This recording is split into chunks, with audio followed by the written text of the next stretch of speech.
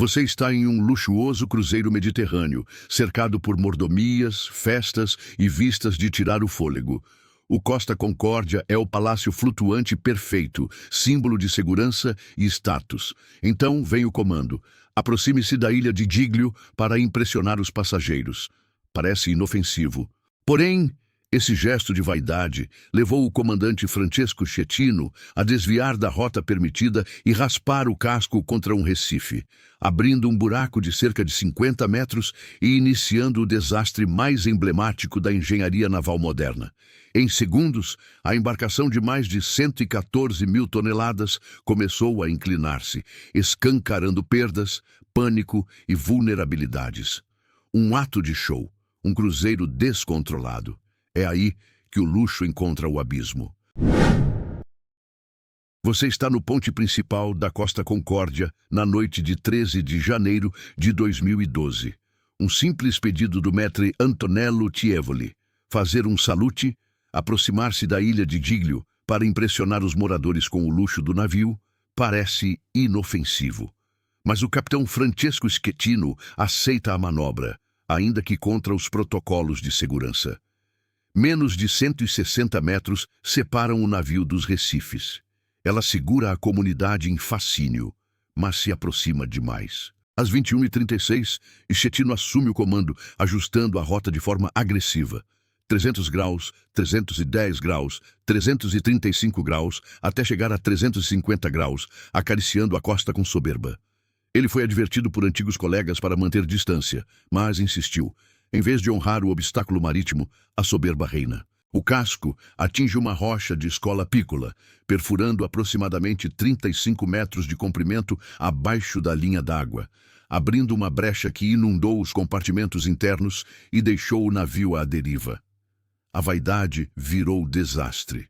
Um gesto para impressionar se transformou em um intervalo dramático entre o luxo e o caos. Você presencia como o orgulho humano pode rasgar aço e mudar o destino de milhares em segundos. Você atravessa os corredores luxuosos do Costa Concórdia enquanto ele desliza silenciosamente perto de Giglio. O navio pesa mais de 114 mil toneladas, com capacidade para 4.229 pessoas a bordo, incluindo 3.206 passageiros e 1.023 tripulantes. Às 21h36, o casco encosta na formação rochosa de escola pícola, perfura o lado de bombordo e abre um buraco de cerca de 36 a 53 metros abaixo da linha d'água. Compartimentos estanques se enchem de água, sistemas elétricos colapsam e a estabilidade do navio é comprometida rapidamente. Você assiste o navio inclinar-se sem aviso. A listagem chega a 25 graus em menos de uma hora, prejudicando a evacuação e dificultando o uso dos botes do lado que afunda. A vaidade do comandante encontrava-se com a fragilidade física do gigante de aço, e essa combinação foi fatal. O luxo deu lugar à gravidade, e em menos de uma hora, o que era teatro virou tragédia. Você sente a inclinação crescente do navio, uma sensação que mistura medo e urgência. Mas, por trás das cortinas de luxo, a evacuação se torna um pesadelo. Logo após o impacto, a tripulação informa aos passageiros que houve apenas um blackout elétrico e os orienta a retornar às cabines. Muitos obedecem, sem suspeitar da gravidade da situação. Minutos depois, o comando de abandonar o navio só vem 48 minutos após o acidente, e os primeiros botes só são lançados cerca de 70 minutos depois. O navio já está com listagem de 20 a 30 graus, tornando quase impossível a operação nos botes do lado afundado.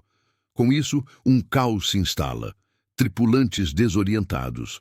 Alguns falam em italiano para estrangeiros confundidos. Passageiros dirigidos de volta às cabines em vez de levá-los aos botes. Declarações contraditórias da equipe informando que estava tudo sob controle, mesmo com luzes piscando, pratos caindo no chão e pessoas correndo em pânico. Enquanto isso, passageiros iniciam a evacuação por conta própria.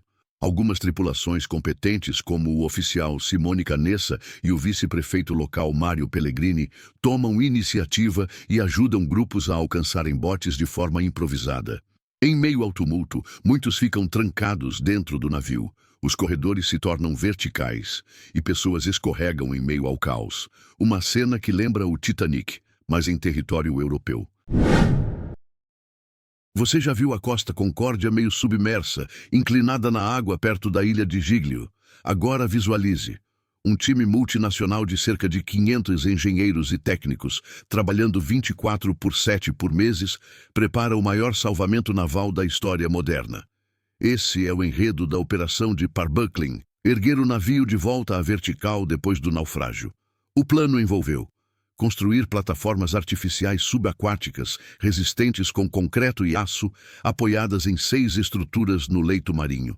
Soldar 11 ponçons de aço gigantes no lado exposto do navio, de 10 a 33 metros de altura, que funcionaram como contrapeso, e depois flutuadores.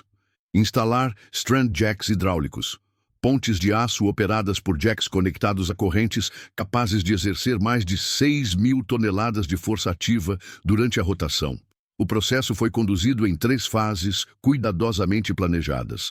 Soltar e descolar o casco dos recifes de rocha usando correntes ancoradas ao fundo do mar para estabilizar o navio. Girar lentamente o navio usando cabos e strand jacks até cerca de 25 graus, permitindo que os sponsons começassem a receber água. Completar a rotação até 65 graus, com controle hidráulico e abertura progressiva dos sponsons, permitindo que a gravidade empurrasse o navio para cima. Quando a operação começou na manhã de 16 de setembro de 2013, era uma aposta de alto risco. Qualquer falha mecânica, chuva ou vento poderia comprometer a manobra irreversível. Eles tinham uma única chance. Se algo saísse errado, era final. Ainda assim, levou cerca de 19 horas completas para que o navio de 114.000 toneladas se erguesse com sucesso. A equipe comemorou. Por volta das 4 horas do dia 17, a embarcação descansava vertical sobre as plataformas subaquáticas. Um feito considerado perfeito pelos engenheiros e pela Costa Crociere. Você presencia de perto a complexidade da operação. Mesmo antes de girar o navio, os especialistas enfrentam obstáculos quase inimagináveis. Para escanear como o navio repousava sobre os recifes, mergulhadores fizeram mais de 15.000 imersões, escavando com brocas de 80 quilos em rocha inclinada e resistente. Um trabalho exaustivo, lento e crítico. E, além disso, o casco de aço já estava corroído, cheio de salas abertas, do cassino ao teatro, o que fragilizava sua integridade estrutural, especialmente quando submetido às enormes forças de tração dos strand jacks. O navio descansava sobre 2 rochas naturais que agiram como suporte momentâneo, porém com risco de se romper e permitir que a embarcação escorregasse mais fundo, tornando impossível qualquer recuperação. O perigo era real. Um colapso estrutural poderia enterrar o navio completamente no fundo do mar. Outro risco grave era ambiental. Toneladas de óleo e combustível foram removidos com cuidado mecânico, mas qualquer falha poderia causar deslizamentos tóxicos no santuário marinho. Foram utilizados boias de contenção, deslocamento de corais e até relocação manual de 200 moluscos raros para proteger a vida ao redor. O clima também ameaçava descarrilar dias de trabalho. Tempestades no outono de 2012 atrasaram as fases iniciais. Uma tempestade em outubro quase fez o navio deslizar 7 metros para dentro da água, exigindo ajustes urgentes na sustentação subaquática. Você entende que foi necessário mais do que engenharia pura. Era preciso antecipar falhas humanas, proteger o meio ambiente e manter o controle da estrutura que já havia sido violada. Tudo isso enquanto moviam um Titanic moderno, pendurado entre rochas e mar. Você testemunhou o desastre, a negligência e o resgate espetacular. Agora, veja como o mundo mudou para não repetir esse erro. Logo após a tragédia da Costa Concórdia, a Cruise Lines International Association, CLIA, e o European Cruise Council, ECC, adotaram mudanças radicais. Os muster drills ficaram obrigatórios antes da partida, em vez de ocorrer até primeiro dia de viagem, para garantir que todos os passageiros conheçam os procedimentos antes de zarpar.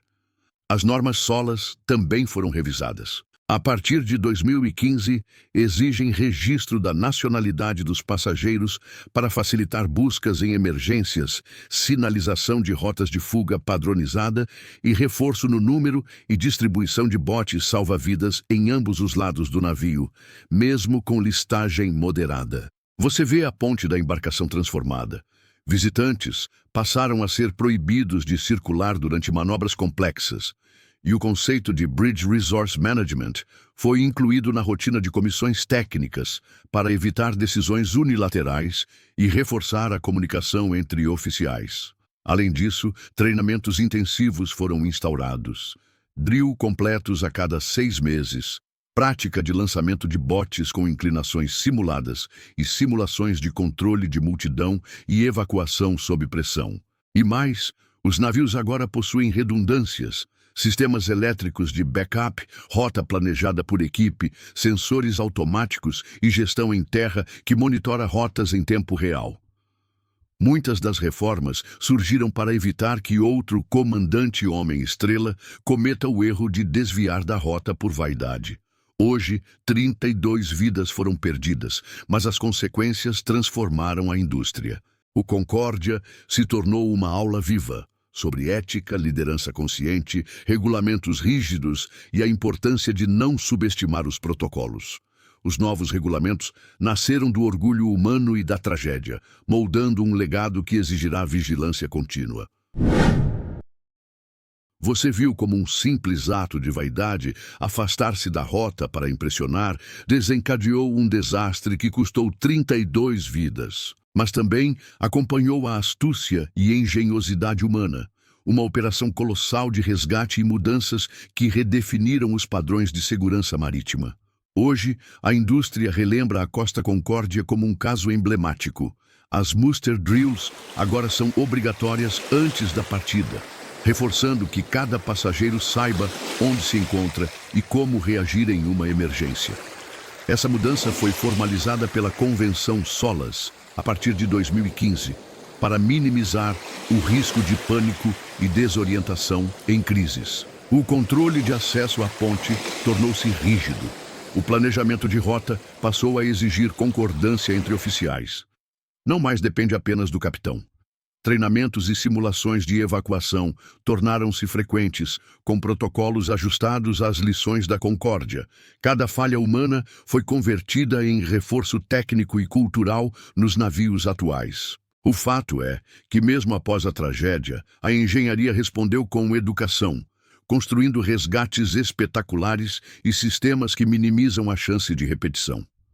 Porém, o episódio também revela que tecnologia sem ética e responsabilidade pode transformar oportunidade em devastação, e que o erro de um homem pode custar a vida de muitos. Para você que assiste hoje, essa é a lição.